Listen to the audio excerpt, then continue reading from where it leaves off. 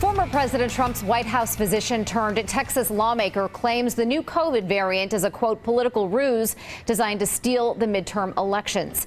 U.S. Representative Ronnie Jackson tweeted this over the weekend, quote, "Here comes the MEV, the midterm election variant. They need a reason to push unsolicited nationwide mail-in ballots. Democrats will do anything to cheat during an election, but we're not going to let them." Here to talk about this is former Texas GOP Chairman James Dickey and Ed Espinoza from Progress, Texas. Thank you both for joining us. Good to be here. Ed, this morning Jackson posted on Facebook that Dr. Anthony Fauci should be fired. What do you make of this sowing of distrust during a pandemic by someone who took a Hippocratic oath to do no harm? You know, it's nothing new to beat up on Fauci or to try to politicize the virus.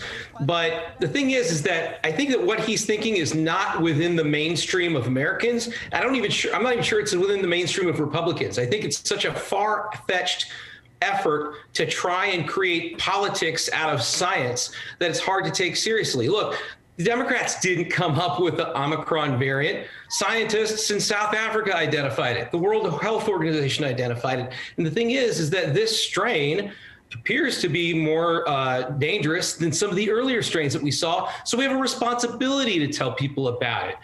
I don't know why he is making such a big deal out of this other than to probably try to raise money off of email. James, again, the Omicron variant was discovered and disclosed by scientists in South Africa and other countries, including Israel and the UK. They shut down travel even before the U.S. did. How concerned are you that Trump's former White House physician is calling the new COVID variant a Democratic political stunt?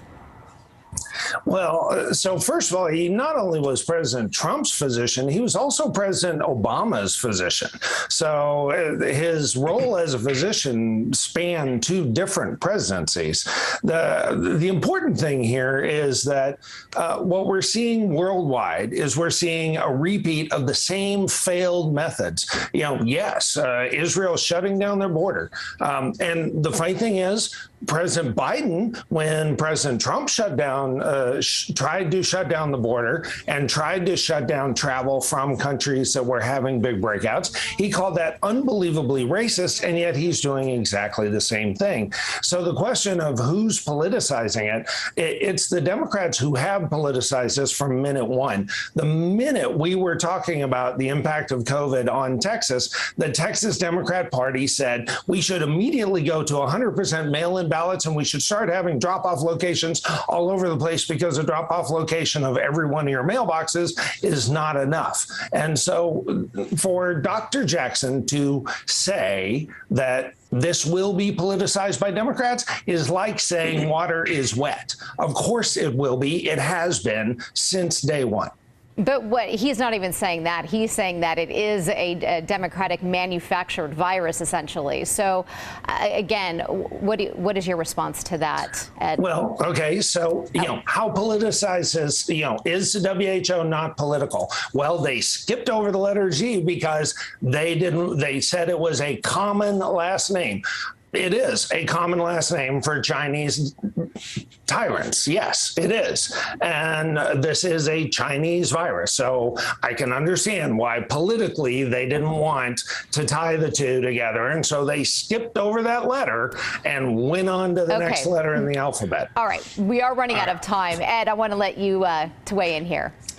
First of all, I wouldn't generalize that any Chinese last name is that of tyrants. But second of all, the virus doesn't care if you are a Democrat or a Republican. The virus will reach you and affect you regardless of that. And we have a responsibility to talk about the virus and to let people know and make them aware of this, regardless of what party you're in. This is all nonsense. I don't know why this congressman or Republicans have to take this so far over the edge.